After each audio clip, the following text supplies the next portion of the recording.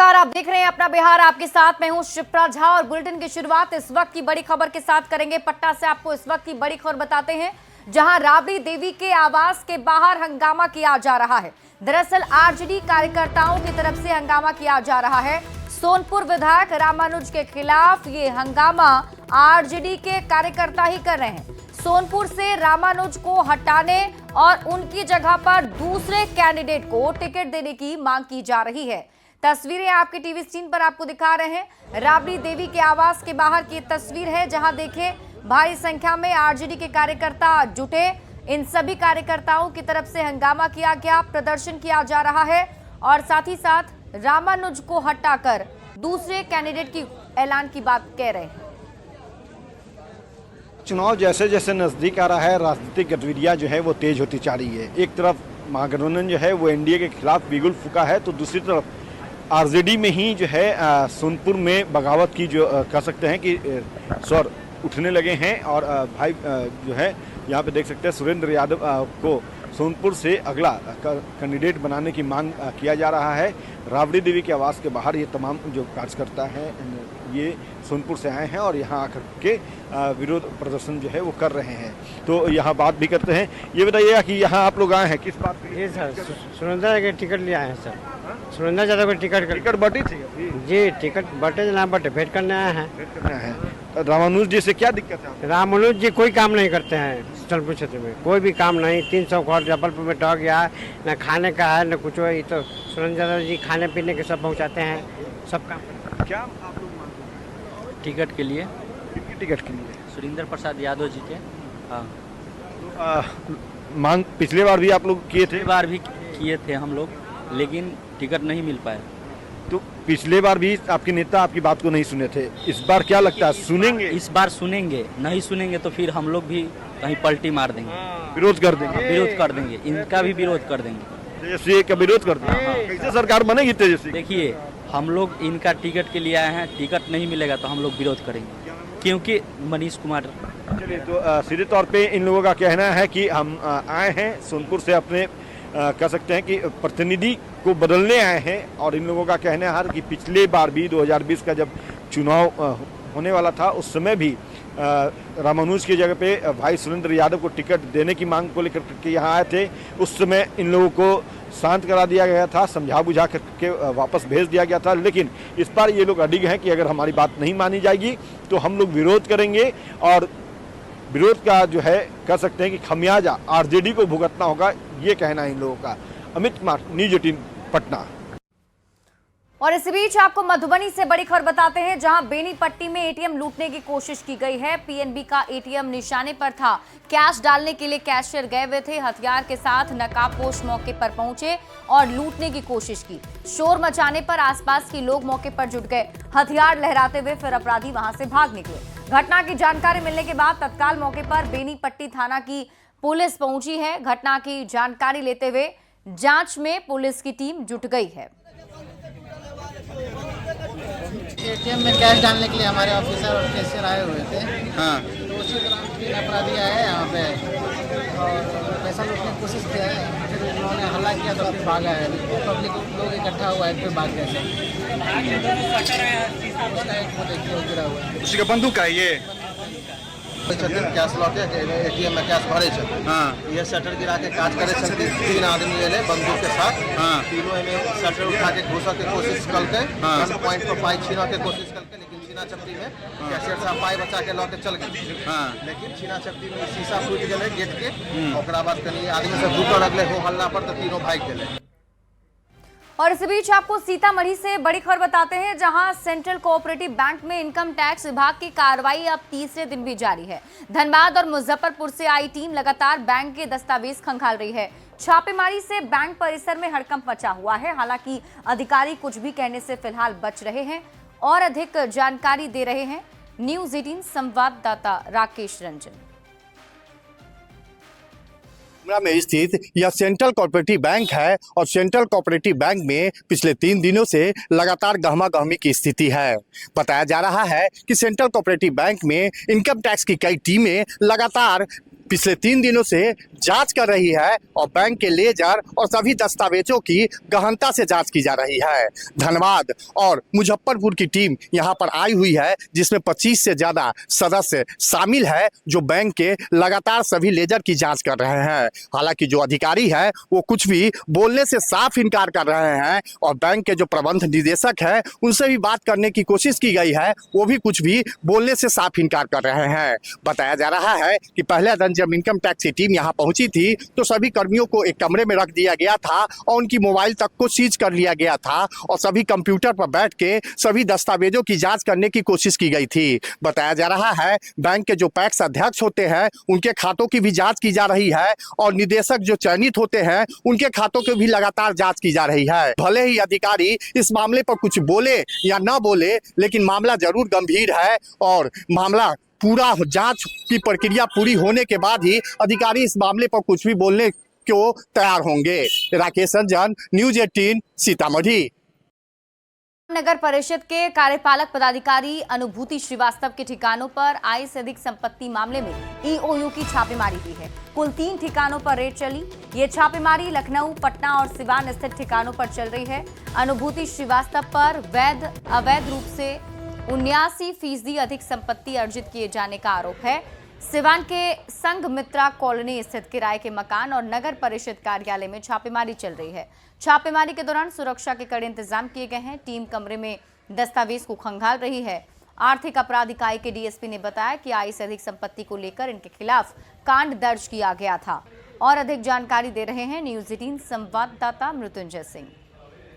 EOU की team Siwan नगर परिषद के ईओ अनुभूति श्रीवास्तव के यहाँ छापेमारी कर रही है। इस वक्त यह तस्वीर मुफस्सिल थाना क्षेत्र के संघमित्रा की है, जहां इसी मकान में किराए का यह मकान है, जहां जो सिवान के ईओ है नगर परिषद के, वो रहते हैं। ये टीम घंटों छापेमारी कर रही है, पूछताछ कर रही है, कागजात खंगाल रही है। हमारी ईओयू के डीएसपी से बात, उनका कहना था कि पटना, लखनऊ और सिवान 3 जगह टीम जो है वो छापेमारी करी है। तस्वीर देख सकते हैं, इसी फ्लैट में नीचे किराए के मकान में सिवान के जो ईओ हैं अनुभूति श्रीवास्तव वो रहते हैं। फिलहाल इनके ऊपर जो आरोप लगा है आय से अधिक संपत्ति मामले में टीम छापेमारी कर रही है। ये छापेमारी लखनऊ, पटना और सिवान में चल रही है। आय से अधिक संपत्ति मामले में टीम द्वारा छापेमारी की जा रही है। मृत्युंजय सिंह, न्यूज 18, सिवान। थाना कांड संख्या 20/2025 से संबंधित मामला है, आय से अधिक संपत्ति का। ठीक है, उसी पे जो है अभी सर्च की कार्यवाही जारी है ना। इससे आगे जो है जो भी ये होगा हमारे वरीय पदाधिकारी आपको बताएंगे। मामला सिवान से जुड़ा है कि सर बाहर से जुड़ा है? ये आय से अधिक संपत्ति अर्जित करने से संबंधित मामला है। जी जी, है ना। तो ये इंडिविजुअल कैपेसिटी पे जो इन्होंने आय से अधिक संपत्ति अर्जित कर रखी है, उसके लिए जो है इनको ये खुद ही अकाउंटेबल है। भ्रष्ट अधिकारियों के विरुद्ध आर्थिक अपराध इकाई की कार्रवाई लगातार जारी है और इसी क्रम में ईओयू ने सिवान जिला में पदस्थापित कार्यपालक अभियंता अनुभूति श्रीवास्तव के पटना, सिवान और लखनऊ स्थित गोमती नगर के ठिकाने पर छापेमारी की। ईओयू को ये जानकारी मिली कि अनुभूति श्रीवास्तव अपने पद का दुरुपयोग कर भ्रष्ट तरीके से आय से अधिक की संपत्ति अर्जित कर रखे हैं। पटना में चल रही छापेमारी पर और अधिक जानकारी दे रहे हैं न्यूज 18 संवाददाता अमित कुमार। मैं मौजूद हूँ उसी अनुभूति श्रीवास्तव के फ्लैट के बाहर, जिसमें ईओयू ने रेड किया है और इस बात की जानकारी खुद एडीजी नैयर हसनैन खान ने दी है। और उन्होंने जो जानकारी दी है उसके मुताबिक अनुभूति श्रीवास्तव जो है वो फिलहाल सिवान में का जो है वो प्रस्थापित हैं और इनके विरुद्ध तकरीबन कह सकते हैं कि करोड़ों रुपए का आय से अधिक संपत्ति का मामला है। और इससे पहले 2021 में भी इनके विरुद्ध जो है एसबीयू ने रेड कंडक्ट किया था, छापेमारी करी थी, जिसमें लगभग 2 करोड़ का आय से अधिक संपत्ति का मामला जो है वो उजागर हुआ था और वो मामला कोर्ट में विचाराधीन है। वहाँ से निलंबन मुक्त होने के बाद जो है अनुभूति श्रीवास्तव वो पदस्थापित हो गए सिवान में और फिलहाल सिवान में ये कार्यरत हैं। और जो जानकारी ईओयू को मिली उसके बाद एक विशेष टीम का गठन किया गया। टीम ने सत्यापित किया कि जो आरोप इनके ऊपर लगे हैं आय से अधिक संपत्ति मामले में, चूँकि इन पे पहले भी मामले रहे हैं एसबीयू में और उसके बाद वो मामला कोर्ट में विचाराधीन है, लेकिन फिर भी ये जो अपनी आदत से बाज नहीं आ रहे थे, भ्रष्टाचार में संलिप्त लगातार थे और इसी का सत्यापन खुद एडीजी नैयर हसनैन खान ने अपने स्तर से करवाया, जिसके बाद ईओयू की तरफ से एक टीम का गठन किया गया और वो टीम आज यहाँ आकर रेड कंडक्ट की है और अभी छापेमारी जो है वो चल रही है। ईओयू के जो पदाधिकारी हैं वो भी यहाँ पे हैं, प्रशासनिक पटना पुलिस की जो बिहार पुलिस के जो पदाधिकारी हैं वो भी यहाँ हैं। तो फिलहाल रेड जारी है और जैसा कि नैयर हसनैन खान ने बताया है कि पूरे रेड के बाद विस्तृत जानकारी जो है वो साझा की जाएगी। लेकिन सबसे बड़ी बात है कि जो आरोपी हैं वो लगातार उन पर भ्रष्टाचार के मामले रहे हैं। इससे पहले भी एसबीयू ने इन पर नकेल कसा था और वो मामला कोर्ट में विचाराधीन है। और दूसरी तरफ एक बार फिर से इस बात की जानकारी मिली ईओयू को कि ये अभी भी भ्रष्टाचार में जो कह सकते हैं कि गोता लगा रहे हैं और उसी के सत्यापन के बाद ये रेड कंडक्ट किया गया है। फिलहाल छापेमारी के बाद विस्तृत जानकारी क्या आती है ये देखना बेहद अहम होगा।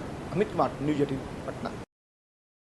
और इसी बीच आपको पटना से बड़ी खबर बताते हैं, जहां विधायक खरीद फरोख्त मामले से जुड़ी बड़ी खबर मिल रही है। मोनू कुमार से ईओयू की टीम पूछताछ कर रही है। पूछताछ के लिए ईओयू ने नोटिस भेजा था।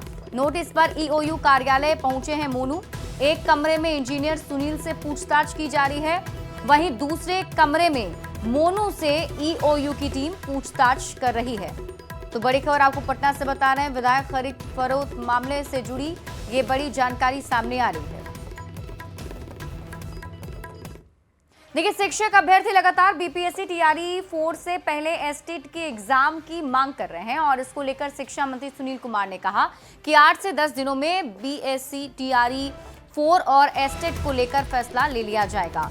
10 दिनों के अंदर बीपीएससी टीआरई 4 का विज्ञापन निकाला जाएगा। विषयवार रिक्तियों की गणना की जा रही है। उन्होंने कहा कि जिस तरह से मुख्यमंत्री नीतीश कुमार ने हाल ही में 5353 अनुकंपा आश्रितों को नौकरी दी और आने वाले समय में भी नौकरी देने का काम करेंगे। उस पर हम लोग विचार कर रहे हैं। हमने कहा ना कि पिछले बार भी हमसे भी जो ऐसे अभ्यर्थी हैं मिले थे, हालांकि काफ़ी लोग क्वालिफाई लाखों में पूर्व से कर चुके हैं, लेकिन उनके जो भी मांगे आती हैं तो हम लोग सहानुभूतिपूर्वक विचार करते हैं। जैसा आपने देखा होगा कि कल ही माननीय मुख्यमंत्री जी के करकमलों से 5353 जो अनुकंपा आधारित नियुक्तियाँ हो गई। तो जब वहाँ से मांगे आई तो हम लोग ने उस पर विचार करके किया, लेकिन ज़रूरी है कि टीआरई 4 का जो हम लोग जो भी सब्जेक्ट में कमी उसको पूरा करेंगे और ये जो मांग है इस पर हम लोग विचार कर रहे हैं। बिहार विधानसभा चुनाव को देखते हुए जेडीयू पूरी तरह से सक्रिय नजर आ रहा है और इसी कड़ी में आज जेडीयू के युवा नेताओं की टीम को हरी झंडी दिखाकर जेडीयू दफ्तर से रवाना किया गया। इस रथ में लिखा गया है कि उन्नति के 20 साल युवा संवाद। कई वाहनों के साथ बनी ये टीम बिहार के हर जिले में जाएगी और नीतीश सरकार के 20 साल में युवाओं के लिए किए गए कार्यों को जनता को बताएगी। इस अभियान को प्रदेश अध्यक्ष उमेश कुशवाहा, मनीष वर्मा, श्रवण कुमार, मंत्री सुनील कुमार ने हरी झंडी दिखाकर रवाना किया। युवा नेताओं को एक बड़ी जिम्मेदारी दी गई और इस वक्त हम आपको तस्वीर दिखा रहे हैं जेडीयू के दफ्तर की तस्वीर, जहां पे 2025 फिर से नीतीश और जो भी जेडीयू के युवा नेता हैं वो यहाँ से रवाना हो रहे हैं और जेडीयू के प्रदेश अध्यक्ष उमेश कुशवाहा सहित कई बड़े नेता भी उन्हें झंडी हिलाकर रवाना कर रहे हैं।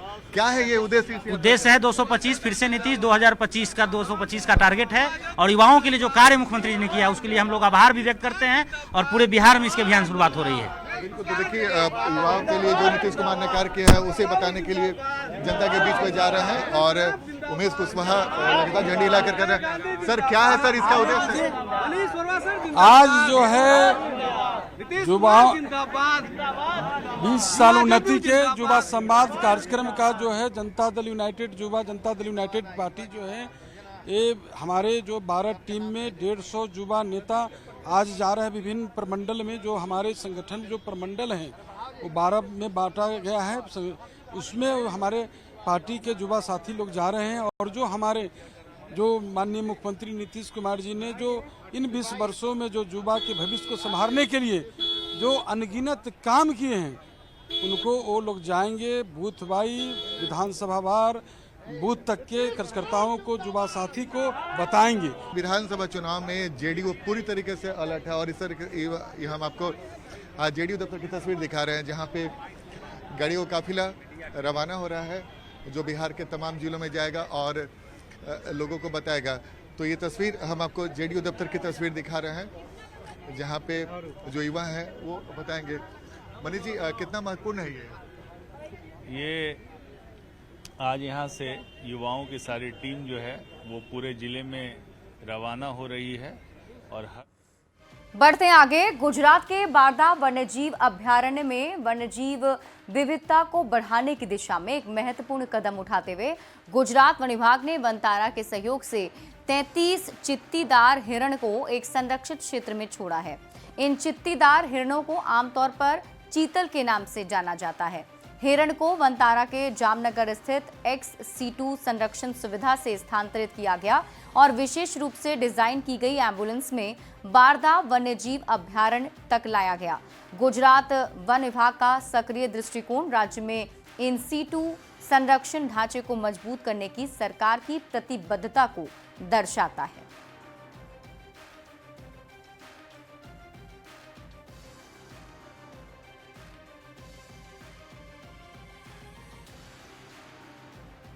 और इसी के साथ इस बुलेटिन में अभी के लिए बस इतना ही। आप देखते रहिए न्यूज़ 18 बिहार झारखंड।